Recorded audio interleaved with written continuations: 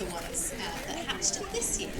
Now, over at the back of Penguin Beach, I mentioned before, that is where our penguins nest. So all of those little caves belong to paired up penguins who are, like I said, hopefully sitting on eggs right now. But Humboldt penguins make their nests in quite an interesting way.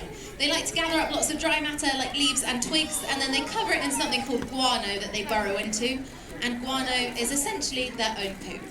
So it's kind of gross, but eco-friendly as well. Penguins poo a lot. You can actually see a lot of beaches inhabited by penguins from satellite images from space because they're white, covered in penguin poo.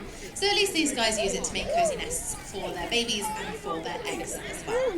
Now I'll wrap up by telling you guys one way that you can make sure you're helping penguins out in the wild. I'm sure lots of people are doing it already. But that is by getting yourself a reusable water bottle. So unfortunately, single-use plastic is a really big threat to all of our marine life because it breaks down into loads of tiny parts called microplastics, which inevitably end up washing away into our water systems and end up in the ocean. And they can be really confusing. They can grow things like algae on it, so it starts to smell like food, and then different animals will eat that, and then the penguins eat those animals. And it's not good for anyone to have plastic in their tummies, and that goes for us as well.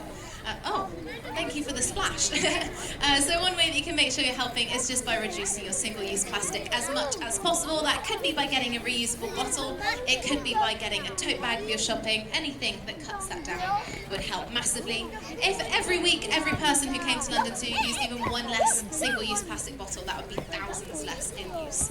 So that is your homework, everyone, if you haven't done it already. Now I'll wrap up there. If anyone has any questions, do feel free to come on down. School groups, you've got the wonderful Fiona here, who you may or may not have met already. Everyone else, Carrie and myself, will be here for any of your questions too. Thank you so much for listening, everyone, and enjoy the rest of your afternoon at the zoo. Thank you.